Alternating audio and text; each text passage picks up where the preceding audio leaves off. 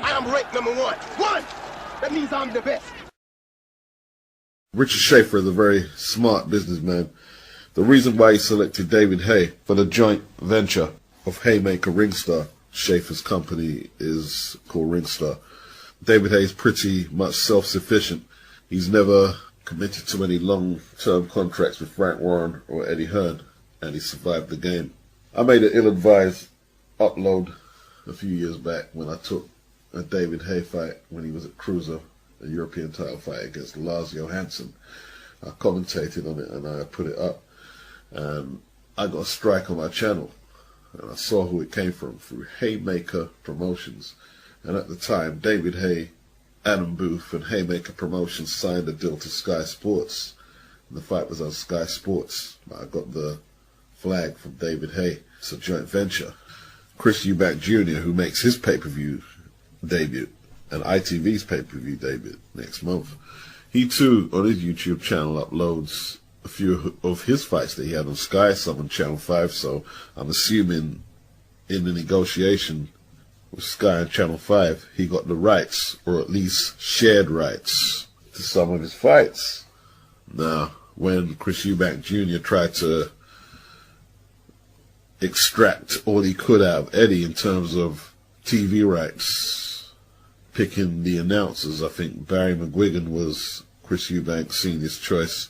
They said, hang on a minute, we're in charge here. And they sent them packing.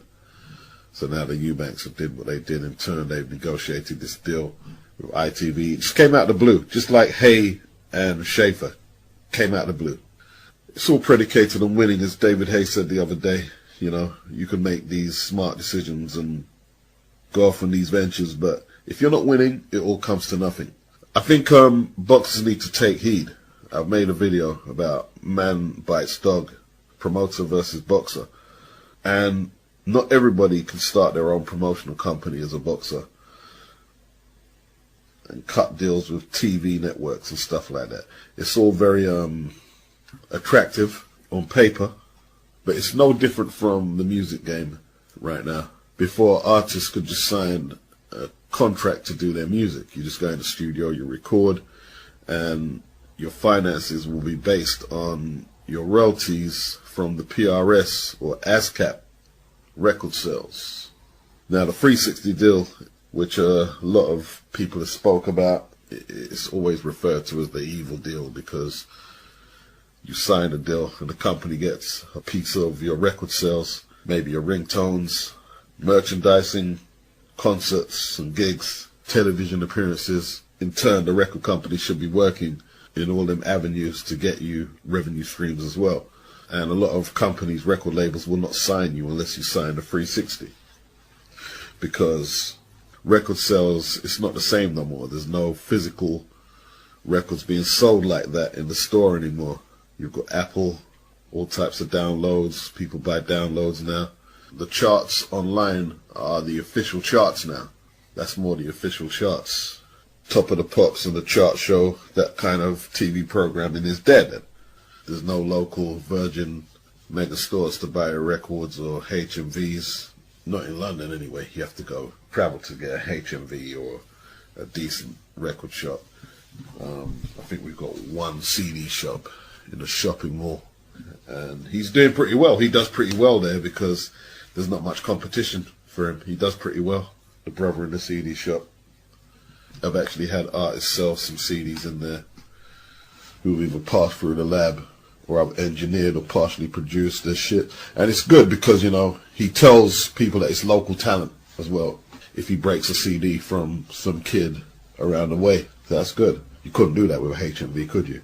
I hear vinyl is making a resurgence, which is good, but I don't think it will ever be like it was in its heyday when we used to go record shopping.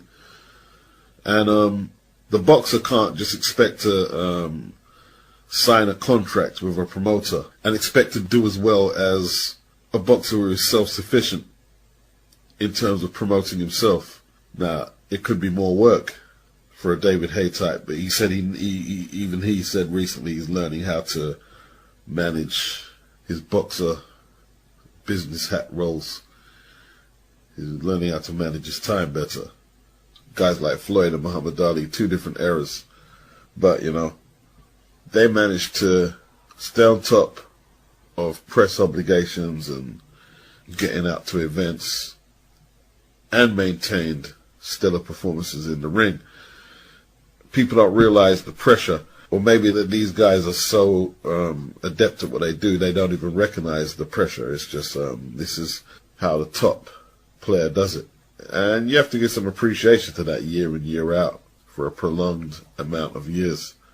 Keith Thurman, I made a video just the other year where he complained about all the press obligations he had to do when he was flagshipping one of the PBC's early cards on one of the TV channels they purchased for a slot. You didn't hear Mayweather or Ali ever complain once about the demands that were put on them, because everybody wants a piece, wants an interview, wants them to be here, wants them to be there.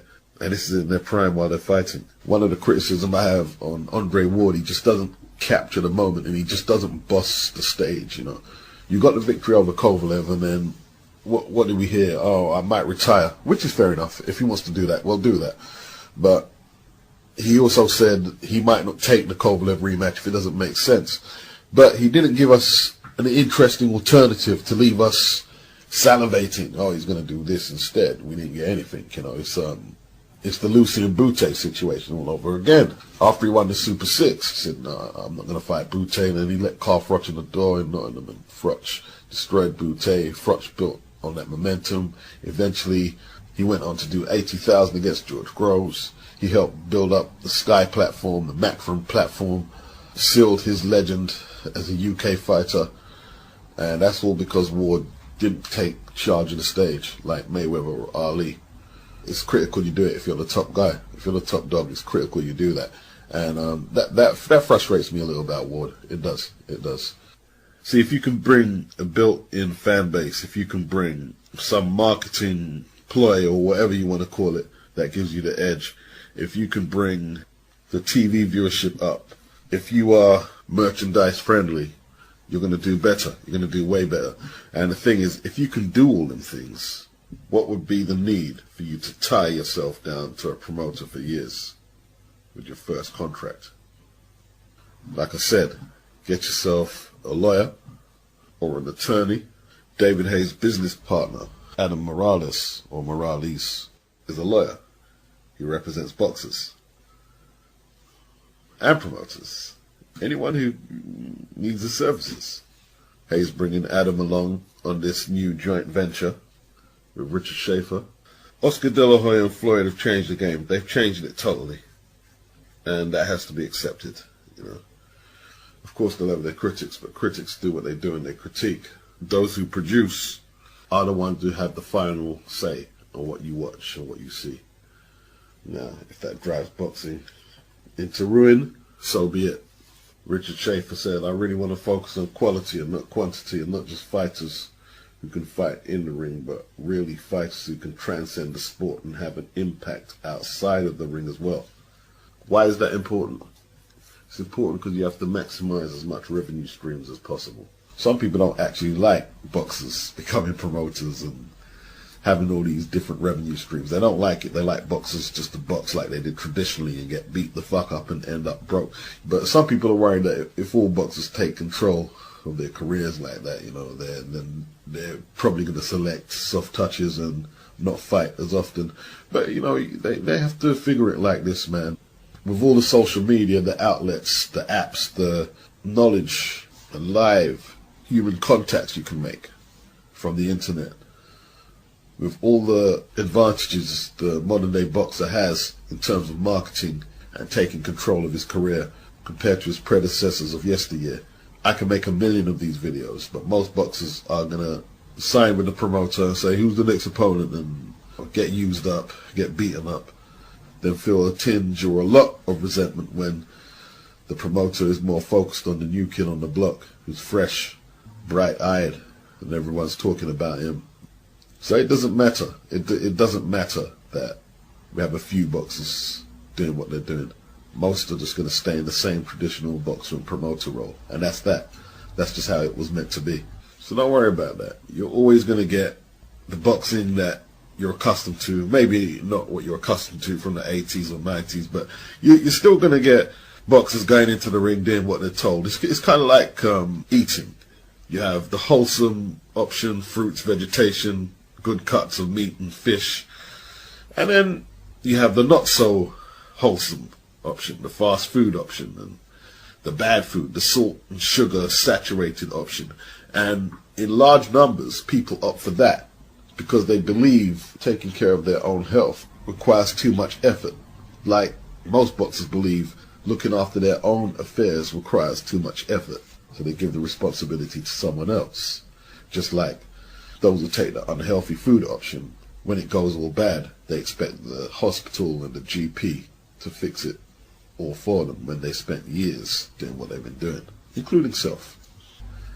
So in due course, Haymaker Ringstar will announce a broadcast partner. David Haye's next fight is against Tony Bellew on Sky Sports box office. It's just a one-off. Haymaker Ringstar, they're looking at ITV, who are back in the game. They're looking at Sky Sports. Richard Schaefer says it's good that the Sky pay-per-view monopoly was sort of broken. When they say sort of broken, no one's really exploited it, apart from Eddie. Frank attempted to, but Tyson Fury decided to take the coke. He warned, however, that the good news is that there are a few platforms that can offer pay-per-view in the UK, and that's good news. But the bad news is that if you saturate the market, you could drive pay-per-view into the ground, until it's a bust. And he's right. British boxing is witnessing a resurgence right now, but it has to be very careful that it doesn't try to exploit the pay-per-view system and in turn make a good thing a bad thing, you know, because it can hurt the sport. And basically you can talk all the business shit that I said in the video. If you hurt the sport, all of the other shit falls to the wayside, you know. All the other revenue streams that you're looking to pull in disappear. The nucleus is the sport, and that can't be forgotten. Janks Morton, a boxing trainer from Maryland, Washington, was contacted by Sugar Ray Leonard, who, after winning the Olympics in '76, had no intention to turn pro. He was at university when his mother took sick and he needed money to help the family and pay hospital bills. He asked Janks Morton, is there any chance I could become a pro and be in charge of my career and be my own man? Meaning he didn't want to be at the mercy of a Bob Arum or a Don King. Janks Morton, a boxing trainer who trained the likes of Greg Page, Razor Ruddock, he was always in Leonard's corner with Angelo Dundee.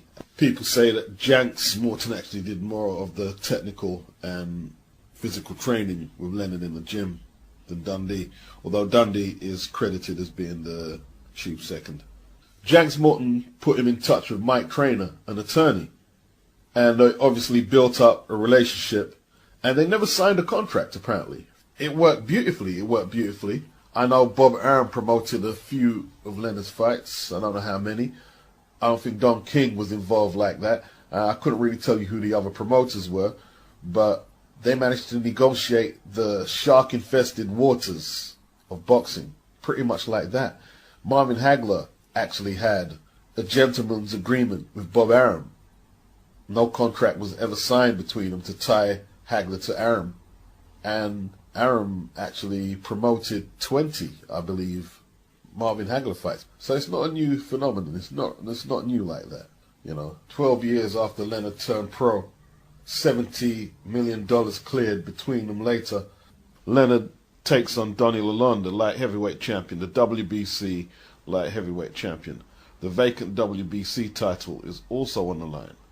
Now, they've jumped way over the head of the big boys, Don King and Bob Arum, and Mike Trainer is promoting this event.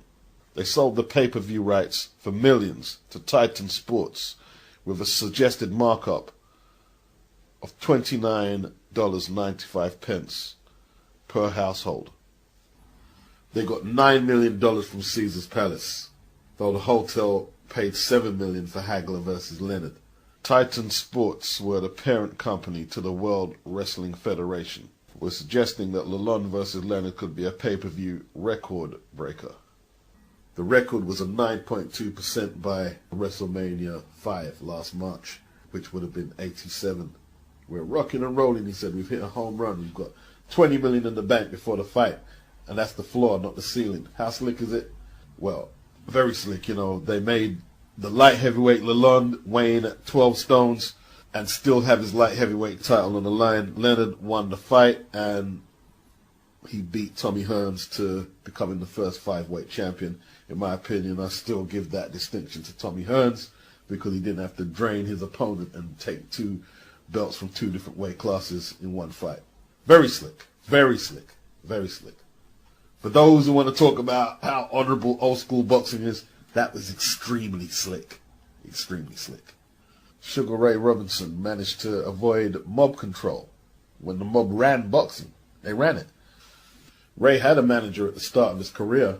Kurt Horman was his manager, who was quite wealthy, and he paid for Ray's sparring partners and gave Ray enough money that he wouldn't have to work outside the ring. But Ray forced him out. Ray forced him out, and I believe he forced out George Gainford, who was in some capacity in Team Robinson, and he took 10% from out of Ray's purses. He forced both of them out, I believe. He paid a settlement to Horman of 10 grand US dollars. And from then he was self-managed. He sold tickets and he demanded his due from promoters. Sometimes more, people would say. One reporter, Red Smith, said, Ray is the only man who could unbutton a promoter's shirt from behind while wearing boxing gloves and then remove the victim's pants and bankroll. In other words, he wanted to be properly compensated. When his career was over, Ray would tell that if he had to get punched, I was going to get as much money as I could for that. If I was due $1, I want that $1. If I could help a man make $1, I thought I deserved part of that $1. Why do you put up with Robinson? Question mark, is what James Norris, president of the International Boxing Club, which controlled Madison Square Garden and most of boxing in the 1940s, asked Harry Markson. You don't need him. I know, Markson answered, but he's such a good fighter. A fighter who constantly dreamed of more. The International Boxing Club was very murky. Very, very murky. They had 4 polarizing figures in there. James Norris was one of them. They had the lawyer, Truman Gibson. They also had Blinky Palermo and Frankie Carbo. They ran boxing in America. They ran boxing, professional boxing. They ran it. Palermo was the muscle, apparently a squatly built man with a fuse that was liable to blow at any time. Carbo, no stranger to violence and intimidation. He was more charismatic, but he didn't like the spotlight either. You know, they kept it as low-key as they could. That's what they did. It's not like today where people post up their thuggery on Facebook. You know, these guys. I'm not saying that makes it any better, but these guys were really about it. They were really about that life. Gibson was actually a lawyer, Joe Louis's lawyer. I wonder if he was around when Louis was in the process of signing over 10% of his championship fight purses to Joe Gould and James J. Braddock. Let's remember, Joe was world champion for 12 years. So they earned a fortune off Joe. I wonder if this Gibson guy oversaw that. But apparently he was a campaigner for black rights in the political and military fields, an influential campaigner, so it's hard to know what to make of that because, you know, he was in the mob, basically. He was the friendly face. He was the friendly PR guy for the International Boxing Club. In the 50s, American football, basketball, baseball were not the financial juggernauts they are today. A career in boxing was arguably the most appealing and potentially lucrative to any promising athlete in the world, with the title of heavyweight champion the biggest prize in sports. Put simply, boxing was massive. Yeah, it was huge. It was huge. In America and Britain back then, it was absolutely huge. Yet for the great fighters of the day, it didn't matter how much hard graft they put in, how many long hours they spent running the roads, or how many punches they threw with venom into the heavy bag. To get to the top, unless they were absolutely exceptional, it was a case of who they knew rather than what they knew if they intended to get ahead. boxing was also a sitting target for the fix, because if you're going to put the fix on an NBA game or an NFL game, you've got to get how many players on board. With boxing, it's just two guys, yeah? So fights were thrown regularly, non-title and title.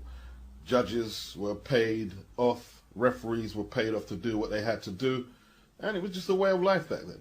Some people argue that at least when the mob was around, that all the important fights got made and that business ran smoothly. But that's not true, because you had the Murderers Row. You had the Black Murderers Row fighters, and weren't getting no title shots, and they were way more than capable of walking around as champions, and they didn't get their shots, so people see it the way they want to see it.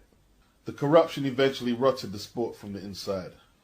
Sports writers, trainers, managers, journalists were paid off, intimidation was used, and financial backing, ensuring everybody the mob wanted was under their control. To break this cycle, a man far removed from boxing's jurisdiction was required to take a stand. Senator Estes Kefauver. Organized crime disgusted him. In 1960, the Kefauver Committee was finally able to bring justice against boxing's illegal ruling classes. Don Jordan, against the odds, huge odds, defeated Virgil Akins for the welterweight title. Carbo was furious. Frankie Carbo was furious at how such sloppiness could potentially cost him thousands of dollars. Jordan's manager, Don Nesev, refused to buckle, telling Carbo and his henchmen in no uncertain terms they would not be getting a cut from his new world welterweight champion. An associate of Nesev and the man who first introduced Jordan to Truman Gibson. Remember Truman Gibson, the lawyer? He was backing Jordan. Jackie Leonard reported Carbo's bullying tactics. Leonard was an associate of Nesev, Jordan's manager, who said, "Nope, I ain't giving you shit, mafioso or not."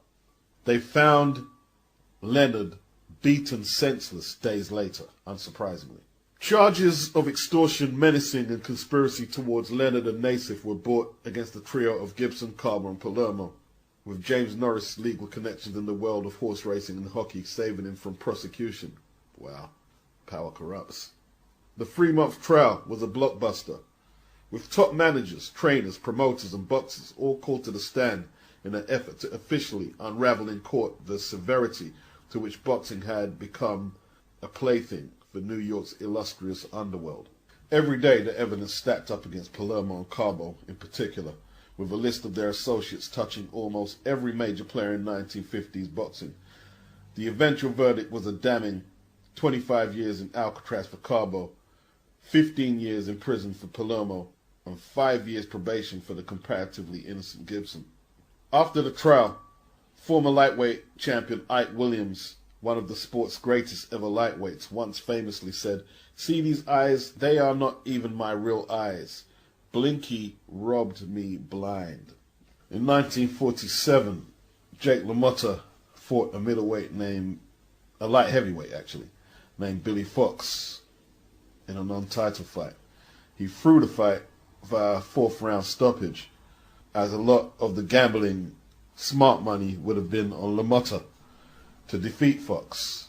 This was the only way he could secure a title fight against Marcel Cerdan, a French fighter with a very impressive record and a good boxer, who stopped in 9 rounds to become champion. LaMotta fought Sugar Ray Robinson 5 times, losing 4, and was the first to defeat Sugar Ray as a pro. In 1960, LaMotta was called to testify before the U.S. Senate subcommittee that was looking at the underworld influence in boxing. He testified that he had thrown his fight with Billy Fox so that the mob could arrange a title fight for him. Jack Cairns, Jack Dempsey's former manager, he spent 5 years in the 50s as a matchmaker for the International Boxing Club. Jack Cairns, also known as Doc Cairns, was subpoenaed to testify. He was 79 years of age at the time. He dug deep into his bag of tricks and convinced the senators by regaling them with stories of Jack London and Wyatt Earp that he wasn't in the mob, which was the best that could be said about him under the circumstances. Wyatt Earp was a sheriff, and him and Bass Mattison used to keep law and order at fights. Wyatt once refereed a fight between Tom Sharkey and Bob Fitzsimmons, former heavyweight, light heavyweight, and middleweight champion of the world. And he called foul in favor of Tom Sharkey, which led to people saying that the fight was fixed. And it kind of hurt Wyatt's reputation as a sheriff. He also had something to do with the OK Corral. I mean, him or his brothers. And I believe he's been immortalized in film as well. You know what I mean? Them are gunslingers. I always carry them gun. And, you know, they weren't afraid to bust their guns and shit, you know. Kearns went on to say, in more than 60 years of boxing, I have never been involved in a fixed fight. Fixed, that is where I lost a fight. But I will admit this, wrote Kearns. I'm a winner, not a loser. I will do anything to win, but I won't lose, and you can draw your own conclusions.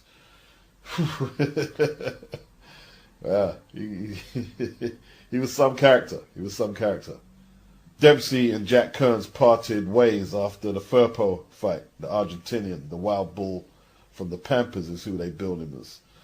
The champ and his actress wife, I believe, Estelle Taylor, accused Kearns of mishandling Dempsey's finances. Kearns was getting 50% of Dempsey's purses, which was illegal.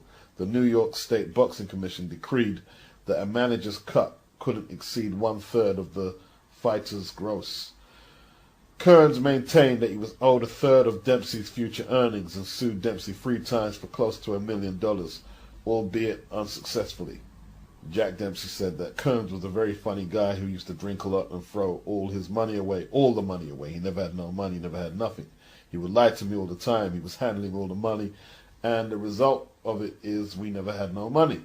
Jack Kearns also promoted or managed fighters like Abe Attell, Harry Wills, Mickey Walker, Archie Moore, Joey Maxim, Jackie Fields, Benny Leonard, Battling Nelson, Bob Satterfield, Soldier Barfield, and Dick Hyland. Charlie Burley was apparently a very honest, earnest individual, and he wouldn't sell out or cooperate with the mob. And if you look at his record, there's just too many names who were active around that time who he didn't face for it to not look suspicious. No Henry Armstrong, no Rocky Graziano, no Marcel Sedan, Jake LaMotta, no Billy Conn. And here's the thing, he would have probably took a title shot regardless if it was at welter or light heavy. Apparently, according to Box Scribe here on the BoxRec forum, he says that Fritzy Zivic, who was due to take on Burley as a mandatory at welterweight. That's 68, says I like the way he says it. As a mandatory. I'm going to steal that, bro. Zivic's manager bought out Charlie Burley's contract, ending any hopes of Burley getting the title fight. Boxing was just crazy then, you know? Just absolutely crazy. Sugar Ray Robinson is said to have signed in 1946 to defend his middleweight title against Burley, but he priced himself out. That's what they say. A fee was agreed, and Ray said, nope, I want more. People, you know, I'm going to say they're Ray Robinson fanboys. They're saying, well, Ray didn't really duck him because around the time when the fight was scheduled, Burley was weighing in at 154, 158, and perhaps wasn't a full middleweight. Well, Ray wasn't a full middleweight. If that's the case, Ray fought a lot of his title fights comfortably under 160. So let's not even go there. Let's not even go there. In saying that, Burley wasn't the only guy that Ray signed up to fight and then asked for more money. Like I'm stating here, Ray was a very stubborn negotiator. He didn't give nothing away. Nothing at all. Hard. Ray was hard on it, man. I haven't went through the whole of Ray's record because there's so many fights on there, but he didn't duck the whole of the Black Murderers Row. He did knock out Aaron Wade in 3. Gene Fulmer, who Ray fought on 3 occasions when he was out of his prime, I think Ray won one of them. I think one of them could have been a draw. Fulmer won the other one. I'm sure I read it on BoxRec that he beat Robinson twice. I'm sure I did. He said Ray was very tough on the contract negotiations. He said when the last of what would be 4 fights between them was done, he wanted all the money and everything else in his favor. He wanted it all his way. Ray was paid $50,000 for his autobiography, a $50,000 advance. A national tour highlighted by an appearance on The Tonight Show with Johnny Carson was planned to promote the book, but Robinson refused to participate unless he was paid for the appearances, and the tour was cancelled. Damn.